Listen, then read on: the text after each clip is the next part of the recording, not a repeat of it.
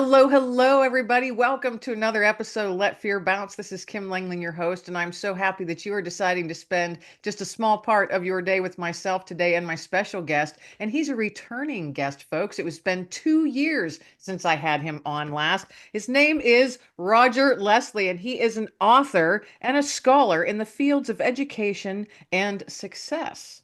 He's also an his award-winning book covers multiple genres of nonfiction and fiction. Now, he's a prolific writer, folks. And we were talking off mic before we started all this. And I said, hey, what's been going on the last 2 years?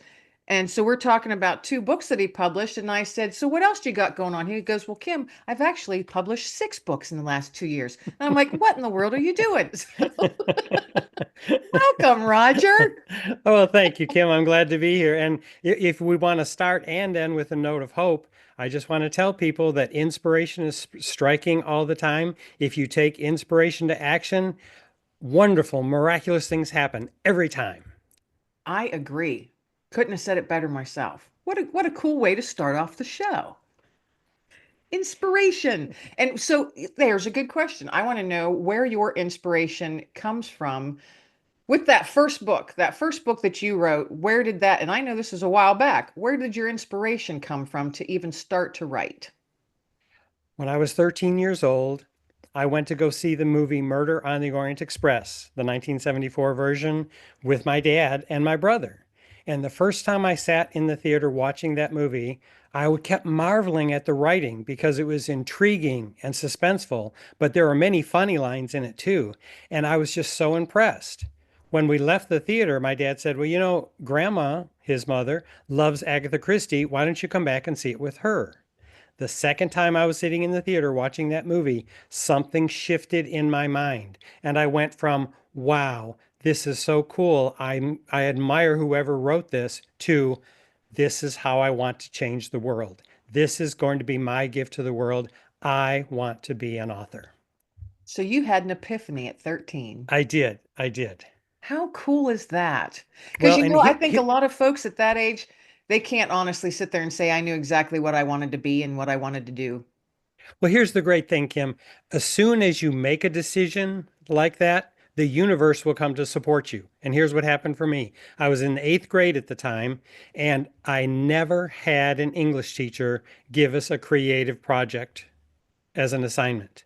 The very next week, after my mind said, I'm going to be an author, lo and behold, that teacher said, you have a big creative project to do. You can do whatever you want to do, but this is for a major grade, and I want you to do something creative to show that you've learned something about English. And that's when I knew, okay, here's my chance. I can start writing right away. I went back to my grandmother because she was such an Agatha Christie fan, and I decided I would write a murder mystery because that's what inspired me in the first place.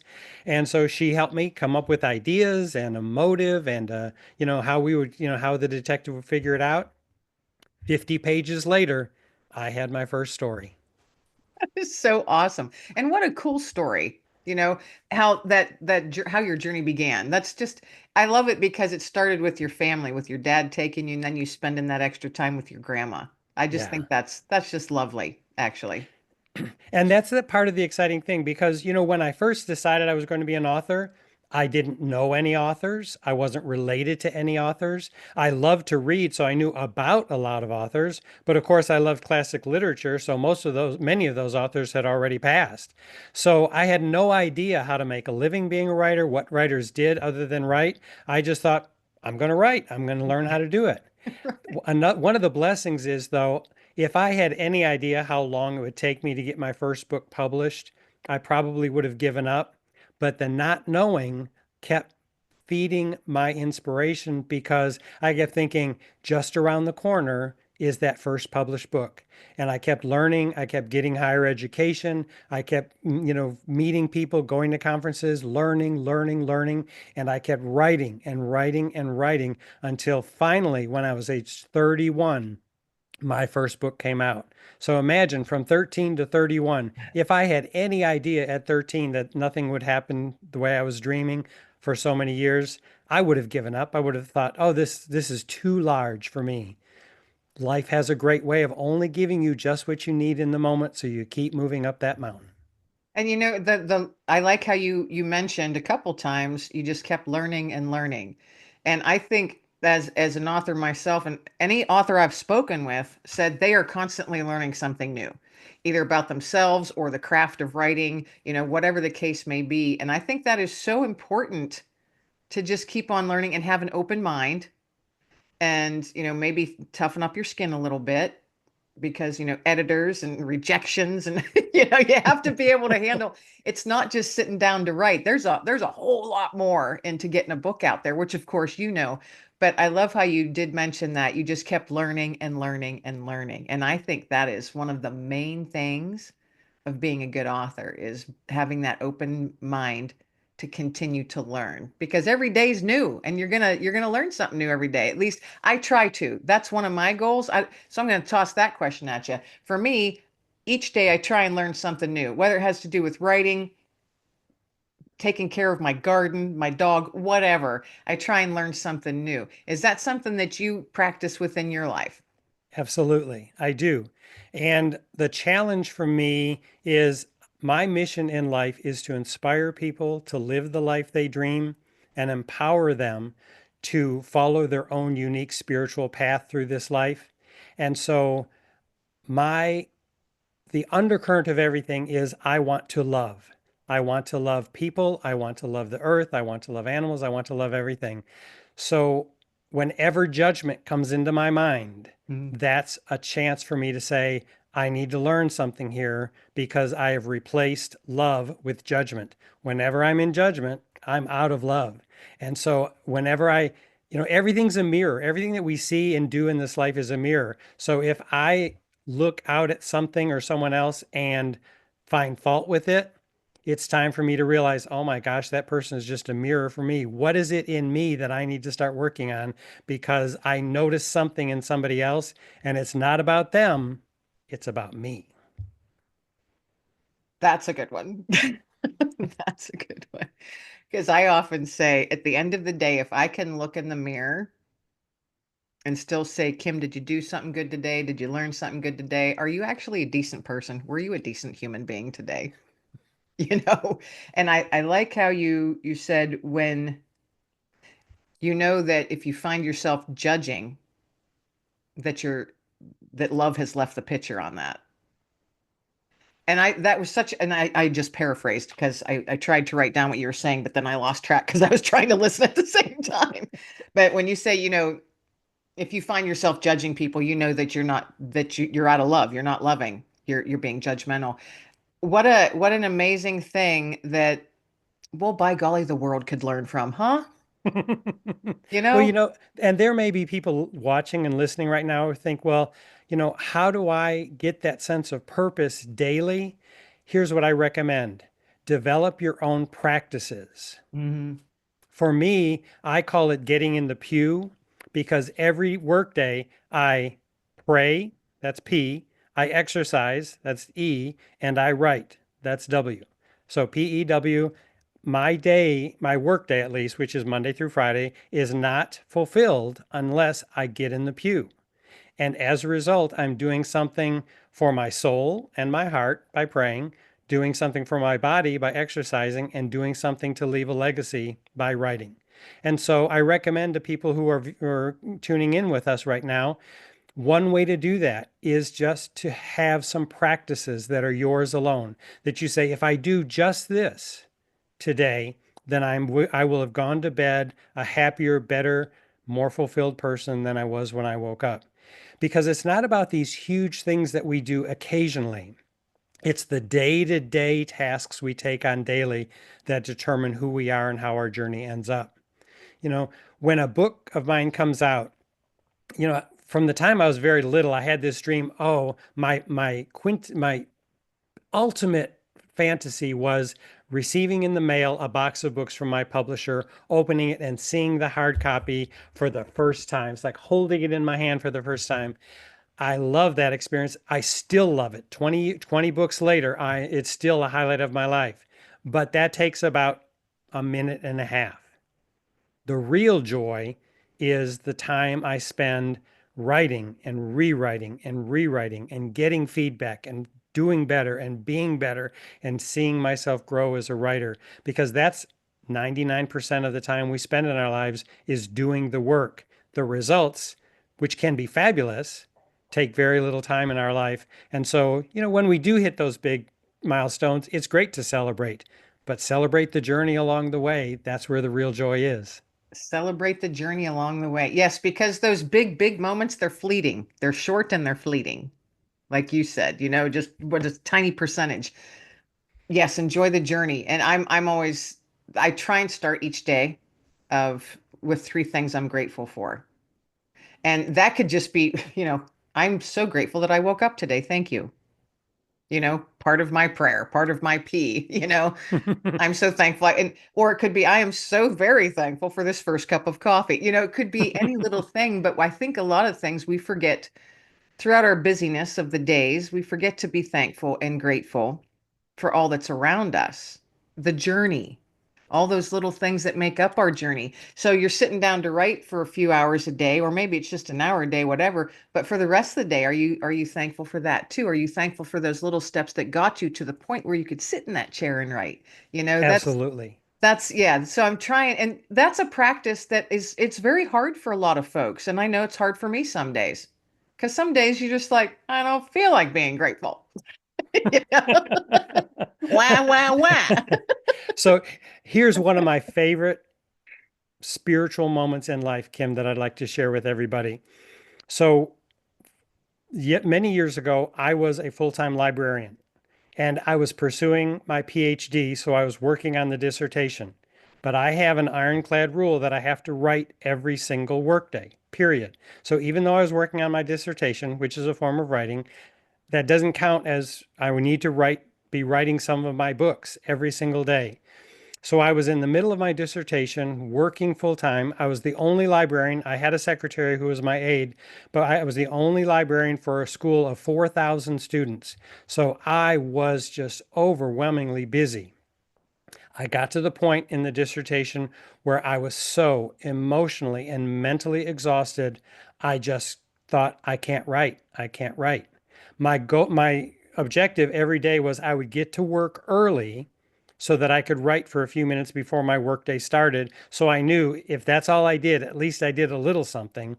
And then usually I had an hour for lunch. I usually brought my lunch, sat in my office with the door closed, and wrote for another hour then. Well, this one morning, I thought, I can't do this. I can't do this.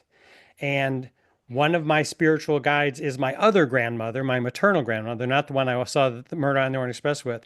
And I was sitting in my office, I was weeping, and I just thought, I can't do this. I don't have anything in me to give to my writing. And the voice of that grandmother came to me, and she said, Roger, just show up. She said, sit at the keyboard, open the file for the book you're working on, just show up. Things will happen. It's not coming from you, it's coming through you. And lo and behold, I sat down at the computer, and wouldn't you know it, one of the best writing days I ever had, that whole span of time, was that day. So from that moment, I knew whenever I feel discouraged, when I feel exhausted, it's not about thinking, oh, I've got to rev up and do something great and do so much. I just need to show up. Just show up. Consistency over time gets every job done. And I think it changes your mindset too. Well, took the burden off of me because I had recreated in my mind that Right. this was such a heavy burden that I was carrying, that I had to keep doing everything. And then when I heard my grandmother's voice say, just show up, it's like, well, if you're just showing up, you're not leading. It wasn't like I was leading a class or helping students with the research, or I wasn't in front of a committee of professors defending my dissertation. It's just like, I'm just going to show up and sit here and watch what happens. And lo and behold, I felt the creative juices flowing, and whoosh, it all came right through me. It wasn't from me, it was through me. That's awesome. Yeah. And that what an amazing feeling that is. Because I've had that as well at times. And I've found, when I do that and then it'll be several hours later and I'll look up and I'll go, "Oh, wow." It's like you disappear for a bit, Yes, and into exactly. into this into this amazing little world. And then when you come back up, you're like, oh, wow, it's dark Yeah. outside. And what's exciting to me, Kim, is I think for me, the real world is that zone of subconscious living. It's not so much the what I see outside in the three-dimensional world. What's really going on is my eternal journey that is the journey of my soul. So when I come back up, it's like, oh, this is nice to be back here. I'm surprised that this much time has gone by. But man, where I really feel like I'm thriving is in that spiritual space. And any creative endeavor can do that. Whether you're a chef, whether you're a parent, whether you're a business person, no matter what context you're doing it is, we all have the opportunity to create. When we're in that creative space, we dig deep, deep, deep into our soul to find who we really are and discover what we really have to contribute to this life. And it truly is an amazing feeling. It is. It truly is. It's And for euphoric. yes, it is. You feel, and I used this word just the other day because it's just me and my dog, and I talk to my dog a lot. So, I'm writing. I made myself like I have this new little goal. I try and give myself little goals to reach because sometimes the big goals feel heavy, like you were saying earlier. So I'm like, you know what, Kim, do these little goals that are, it's a step. Don't put so much pressure on yourself. You got to reach this big goal. To take those little goals to get there. And I talk to my dog. And when I reach one, or if I reach one that's a little bit bigger, you get that, like you said, euphoric. I was actually using the word the other day. I'm like, oh my goodness, I feel giddy. I feel giddy like a 12-year-old girl.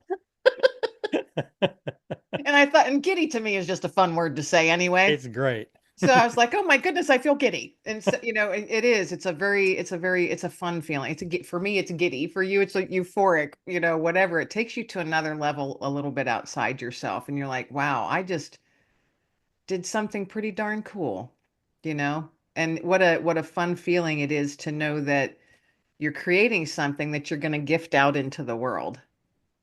You know, I have it. Okay, here's another question for you. Since you write both fiction and nonfiction, where does your heart lead you toward most, nonfiction or fiction? So I had this vision when I was very young that I was only going to write fiction, period. And then the opportunity came to me to help a friend create a nonfiction book. So out of my love for my friend, I thought, okay, I'm going to interrupt my usual routine of writing my novels, or at the time I was also writing screenplays. And I thought I'll do this favor for her because I wasn't interested in writing nonfiction really because I didn't realize it was going to take much creativity. I thought the real creativity comes in fiction. So to help her out, I decided to do that. And a whole world of new ideas opened up to me that told me that nonfiction is very creative. I find it easier to write. I get those nonfiction books out faster than the fiction books. And so my heart has always been with fiction, but I didn't realize until I started writing it that I would fall in love with writing nonfiction too.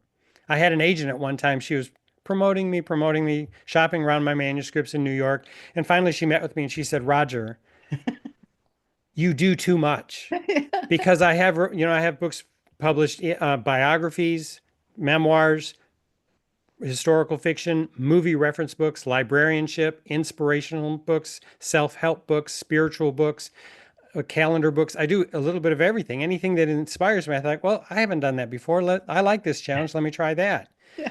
Well, I was disheartened by her saying that because I thought, wow, maybe I'm doing this wrong. But then I realized what she saw as a detriment really was my unique gift to give to the world. That what she saw as the reason she couldn't promote me was the very thing that made me stand out in my industry. Because I've written so much, now that I'm an editor for other people and I'm a writing coach and I'm a publisher of other people's books, I have so much firsthand experience as the author of those kinds of books that I can give the kinds of feedback that many editors and publishers cannot give from that level of personal experience. So I love fiction. I love nonfiction. I'm always in the process of writing both. My goal is always be writing a novel and be writing a work of nonfiction. And this may sound confusing to people who are listening. It's like, how do you do that? But it's just like when you do something enough, everything feels innate and it just sort of happens. It just, I can't explain how it evolves for me, but all of a sudden I'll get an inspiration, I take that to action, and then there's another book on the way. And within, a few months, I've got a whole first draft, and then I've got some revisions, and it all just evolves. So it's fiction and nonfiction. I love them both. Whenever each one calls, I answer. I like that whenever each one calls because they do, whether it's fiction or nonfiction, those ideas that come in your head and they just keep niggling away and they don't go away, they stay. There's a reason for that. That's why I'm always saying, I'll have I get these little nudges or little whispers, and I'll be like, oh, okay, because I do mostly nonfiction. That's pretty much what I've done, but I have a fiction book that I've been working on off and on, but more so towards the end of last year and putting a little more focus into it because the characters have gotten louder. And I find that for me personally very interesting. So when you were writing fiction, are your characters, and I've talked to a lot of authors and they all say basically the same thing. They're like, well, they wouldn't leave me alone, or they're saying, hey, what are you doing? Or they introduce me to another character. How does that work in your fiction books for you personally? I've learned to let go of any concern. When I'm writing that first draft, the rule that I give to my coaching clients is in that first draft, don't get it right, get it written. So I just sit down and I write and I write and I write and I just keep going. And sometimes characters will enter into the story and I'll think, well, who are you Yeah, and what are you doing here and why would I need you in this story? right. Lo and behold, I keep moving forward and just follow them, and they end up being pivotal to the whole novel. So, yes, I trust that my characters are going to show me the way. People say, well, do you outline a lot? Do you plan everything out? I really don't. I usually start a novel with the end in mind. I think, okay, I would like this to end on this happy note with this. I don't necessarily say it's a message, but this idea of hope. That's what I want to end with. And then I don't even spend time thinking, well, how am I going to get there? I just start writing. And all of a sudden, characters show up and conflicts develop. And then I think, well, how am I going to get her out of that one? And we sit down the next day and she's figured something out that I would have never thought of. And somebody else comes in. So it's like entering a world where you like entering into a party where you don't know anybody and you're sort of an observer more than a participant. But all these fascinating people show up, and you think, wow, what's she going to do next? And then they do something phenomenal. And I think, wow, I never expected that. When our work surprise us, that's when we know, okay, something bigger than us is happening here. And this is a thrilling ride. And it is thrilling when that happens, isn't it? I mean, you just like, Absolutely. okay. Like I said before, it makes you a little giddy. Oh my goodness, time has been flying here, Roger. Now I know that you have in last year, mid 2024, you had two books that were published, correct?